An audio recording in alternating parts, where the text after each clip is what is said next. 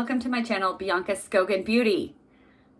Okay, this is a video I've been putting off for a bit. It is my no-buy update. I skipped, let's see, I did January, February, I did March, April, so I skipped May and June. And so I figured I would just do a summer no-buy update. Here we go.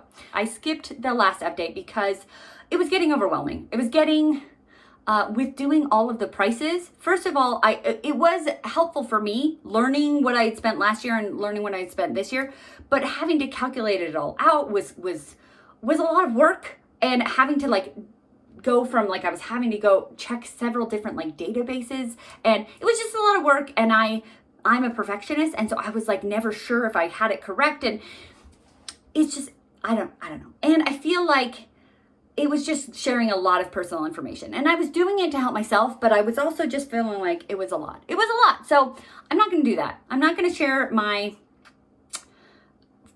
how much I've spent anymore, because you have 2 months or two videos with that information now. And so I guess I learned from it. What I needed to know from that experiment, I learned. I found out in the first video that I was still spending more money.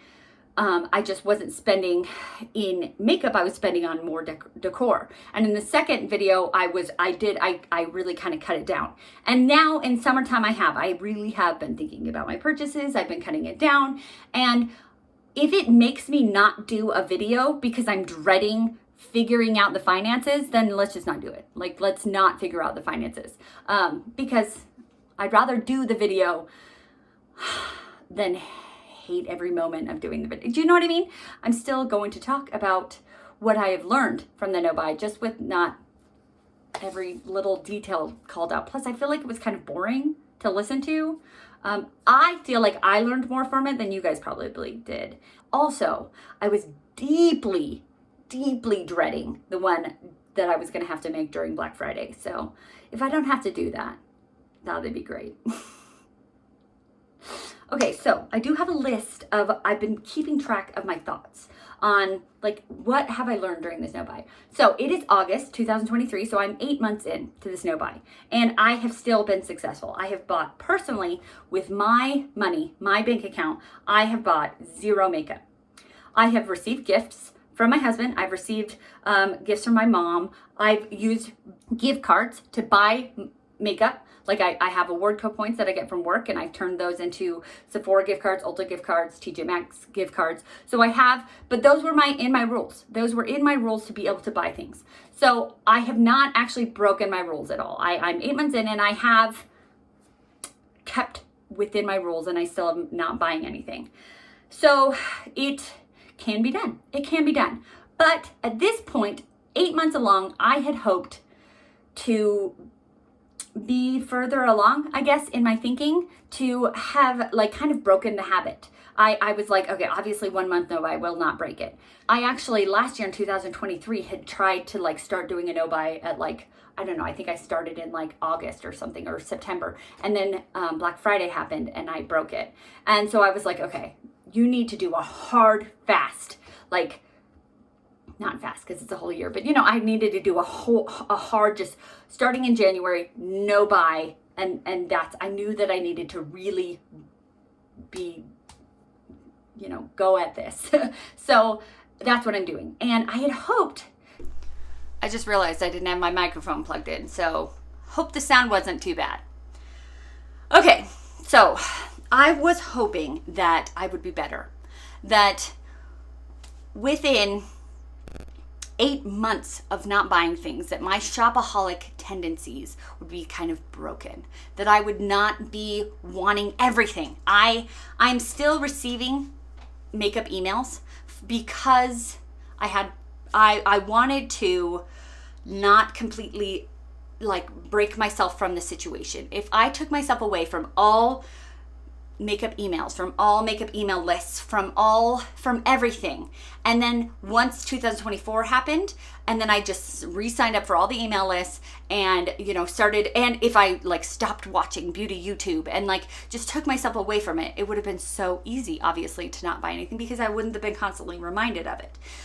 So then once 2024 happened, if I re-signed up for those email lists and I started watching beauty YouTube again, I would be, reminded of it all, and I would just start buying like crazy. So I wanted to still be inundated with it. I still wanted to have all the beauty YouTube, the beauty YouTube that I watch. I still wanted to have all of the emails so that I could teach myself that you can get this email about this new palette and not buy it. That you can want it and not buy it. And I thought after 8 months of this, I would not still have this problem. And I still have a spending problem. I still have this need to spend money, to buy. I'll get an email like the Lemonatrix Sugar and Spice palette is coming out, and I'm like, I want it so bad. There's palettes that come out that I want. I want them, or makeup in general. And I'm like, okay, so I put it on a list, and I'm like, and once 2024 comes, I'm gonna get it. And I'm like, Bianca, you still have a problem. So I guess I had hoped to be more like Hannah Louise Poston, who she did the this no buy year is based on her. And I had hoped, because she seems to have learned, and that she had a spending problem and she went on a no buy year, and then like she was like, no, I don't want any of it anymore. And I'm like, teach me your ways. Like, how are you doing this? Because I still want everything. I do. And I just did an eyeshadow palette declutter, and I had so many eyeshadow palettes, but I want more. I want them all. I want everything. I want the new, So it's, I guess, I don't know. I don't know if if you're on a no buy, or if you want to do a no buy, I guess I'm trying to like set expectations, because my expectations were that being on this, at least after this many months, I would be broken of this habit at least, and I'm not. And that's kind of disappointing. I still want everything, and it's hard. It's so frustrating that I was hoping that all of these videos that I'm doing of like looking at the collection I already have and using the collection I have, that I would be satisfied with what I have. And I love what I have, but I still see the new and I still want it. It's so frustrating. So that is something I've learned. I am still having a spending problem. And maybe I actually need to go to some sort of like shopaholic classes, because I had hoped this no buy year would break it, and it's not. I still have 4 months left, but I am not done. I'm not done, and I'm still, I think that once 2024 comes, I'm going to have to put some rules on myself again. And that's what I'm learning. I'm going to have like a limit. I saw Kay Bella Beauty. She did where she could only buy 12 palettes in the year. So 1 palette a month. And I was like, oh, that's such a good idea. So I think I'm going to have to end up doing something like that. So I can still buy, but limit it myself. But not feeling too limited. Like I can buy 1 palette a month. Like that still is, compared to what I'm doing now, that is a lot. So I think that that's just what I'm going to have to do. I'm going to have rules on myself still, which is sad, but it's what I need. My next point is that everything goes on sale. Everything basic. Okay. When I say that, okay, there's a caveat. Everything. Okay, not really everything, but most everything. I've been doing this no buy for 8 months, and things came out in January that the brand new things came out, and I was like, oh my gosh, I have to have that. Didn't buy it, obviously. What I do is I end up sending I get an email about it. I send an email to my husband, and I go, hey, for the next occasion you want to buy me a present, you can buy me this. And he may or may not buy it for me. He bought me some palettes for Mother's Day. My birthday's in a week, so I'm expecting to get some makeup for my birthday. We'll see. I don't know. Every once in a while, he'll just buy me something as well, like on a random, like he randomly bought me the ColourPop mystery box. He randomly bought me the Odin's Eye mystery box. So randomly he'll buy me things, but or he'll save them for special occasions. I get some of these emails, but most of them I don't, because there's so many releases. He's not going to buy me all of them, and that would teach me nothing. If he just bought me everything, that would teach me zero. I have learned that things that came out in January then are like, I don't know, there's a sale. There's like a Memorial Day sale or a President's Day sale or just some random sale that happens during the year, and they're like, we're having a Memorial Day sale. This palette is 40% off. And I'm like, oh my gosh, I would have bought that for full price. Because like during my shopaholic time, I would have been like, I need this. It's brand new. I want it on my channel. I would have bought it for full price. And it then goes on sale later for like 40% off. So that is a good thing to learn, that things usually go on sale. There are certain brands, like I've talked about how like Thrive Cosmetics doesn't usually have really good sales. So some brands have better sales than others, like Pat McGrath. Never buy a Pat McGrath for full price, never. Her brand can have like things for like 30 to 40, even sometimes 50% off. So yes, and those are big ticket items. So if you can get 50% off a Mothership palette, wait till you can get 50% off a Mothership palette. Anyways, so things go on sale. Don't buy for full price. I mean, obviously I'm not really telling you what to do, but I'm telling myself. This is me telling myself. I'm looking at myself right now, but these are things that I've learned. Everything goes on sale. The next thing, this is actually farther down on my list because I've learned this later. Just because it's on sale doesn't mean you need it. Okay, and this one I learned from my declutters. So I've been doing these declutter videos, and I learned during my last declutter. It's a 3-hour eyeshadow palette declutter. I talk a lot. I'm a talker. If you're on this channel, you know that. Like, probably people join this channel because I'm a talker. I noticed that I talked about where I got things, how much I got things for, why I purchased it. And it was all because it was on sale. It was 50% off. I bought it during the 21 Days of Beauty sale for 50% off. I bought it for this because it was 50% off, because it was 50% off, because it was like all of them were because they were on sale. It made me feel better about having such a big eyeshadow palette collection because there was so few that I paid full price for, but it was like I bought it because it was on sale, not because I wanted it, but because it was on sale. So I guess that was why not the very first point, but the second point that I made about wait for, everything usually goes on sale is that I guess if you I'm combining points. Oh, okay, here it is. If you want it, put it on a wish list. Then here it is. Let's combine, I guess I'm saying point 2 and 3. If you want it, put it on a wish list. So that means that you did want it, whether it went on sale or not. It was actually wanted. You wanted it, okay? You wanted enough to buy it at full price because you put it on that wish list. And then when it goes on sale, that means that you wanted it at full price. You wanted it on sale. You wanted it either way. So I guess that is combining point 2 and point 3, because I would buy things just because they were on sale. I would also buy things for full price because I just wanted it.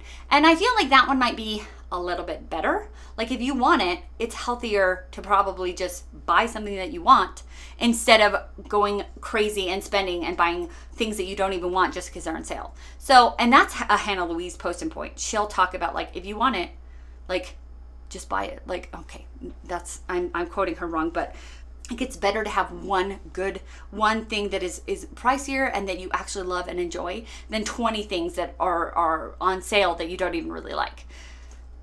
I don't know if I'm quoting her correctly, but anyways, so I feel like that kind of helps with the point. Just because it's on sale doesn't mean you need it. And so, blah, blah, blah. There we go. So, yeah, I was learning from these declutters that I decluttered things that I had bought just because they were on sale. And then I wasted money. That was wasted money because I'm giving it away. I give my declutter things, I give away for free to friends and family. So that money is gone. Yeah, I saved 50%, but I also now lost 50% because I'm just giving it away. this kind of goes along with that theme, is that brands a lot of the time copy other brands. I've noticed this also because I'm just sitting here watching. I'm not buying, I'm watching. And I find that one brand will come out with something, and I don't know if they do it on purpose. I think it takes a lot of time. Some brands do it on purpose, I think, and some brands don't, okay? I think. So it takes a lot of time to develop something in development. So I think one brand will come out with something, and then if another brand comes out with something at the same time, I don't think that those were meant to be duplications. Like the Natasha Denona Yucca palette came out this year, and also Nomad came out with a palette. It was like an Africa palette, and it's in the native tongue, and I can't tell you what it says. But they looked so similar. I didn't want either of them because they're too green for me. They're too of that green color that is not my favorite to wear in my eyes. But they look so similar, and I bet they were so frustrated. Like, I bet Nomad was like, oh my gosh. When their palette came out, they saw the Yucca palette and they were like, oh my gosh, that looks exactly like our palette. I bet people think that we're copying Natasha Denona or whatever. But I don't think so, because both of them take so long in development that I don't think that they were copying each other. I think they both had separate ideas. They came together at the same time and they just looked similar. They were thinking these deserty colors for summer, which summer and desert go together, so it makes sense. But then you have brands like e.l.f. and then there are like Alter Ego. There are brands that specifically, I guess e.l.f. isn't only a dupe brand, but they've been doing that a lot lately, that will specifically dupe a product because it's doing so well. Like the Charlotte Tilbury highlight or like the glow wands, the blush and the contour and the highlight wands. Everybody is copying those right now. Even, like, it's so funny because even brands that are the same price, like Tarte, they're basically the same price. Laura Mercier just came out with the ones, basically the same price. So here is where I'm getting with this. If you want a product, you probably don't even have to pay full price because another brand will just dupe it. The original brand is probably, like, I think people have compared and contrasted the Charlotte Tilbury ones, and like those are still the best. But yeah, you might actually like e.l.f. better than Charlotte. Like, you might like e.l.f. as a brand. And so if e.l.f. is coming out with this product, it, like, you now are able to get this product for less. And you don't have to go on the hype train of the Charlotte Tilbury Beauty Magic Light Wands or whatever they're called. So that's just, that one is kind of, I thought that one was worth mentioning, but it wasn't like the most important thing. Okay, the last thing.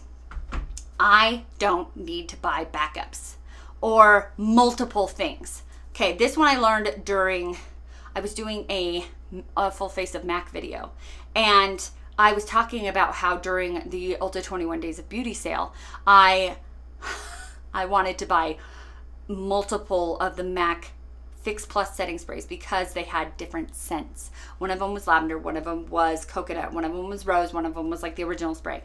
And I wanted the lavender and the coconut. And I was like, well, they're half off. And I had a coupon, or I had a gift card, so I could buy both of them. But do I need 2 setting sprays? No.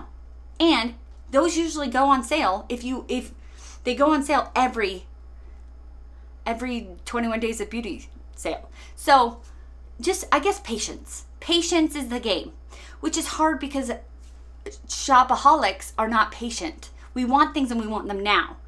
But I'm learning through this that if I am patient, I can usually probably get things that I wanted originally at full price. I could get them on sale, and or from another brand that I might even like better because they duped them, or I don't even need it because I would be just wanting to buy multiples because they're on sale. But you don't have to buy it just because it's on sale. So I hope that all made sense. I hope all of what I'm saying made sense, but that is my summer no buy update. I am still on the train of no buying. I am learning a lot. I am still not fixed. I still have this shopaholic problem, but I am working on it. And I think that that's what's important here, is that I'm working on it. So If you're on a no-buy, good luck. And I wish you luck. Wish me luck, because I need it every day. And I hope that these words of advice or wisdom or whatever that I'm learning from this no-buy can help you, because I'm learning from experience, I guess. I'm learning from doing this. So I hope that it is helpful. All right. Well, I don't know when I think maybe I'll do like a fall update. Yeah. Ooh, maybe I'll do it. I think I'll probably do it after Black Friday and see how I fared. Whew. I'm scared for Black Friday because Black Friday gets me. I love Black Friday. Maybe I'll do one after Black Friday and then I'll do the last one after Christmas time. We'll see. And we'll see what happens. All right, well, I hope you enjoyed this video. If you did, give it a thumbs up. And if you want to see more videos from me, subscribe to my channel. And if you want to be reminded of my videos, push the bell. And most importantly, be nice to yourself because you're amazing. Have a great day. Bye.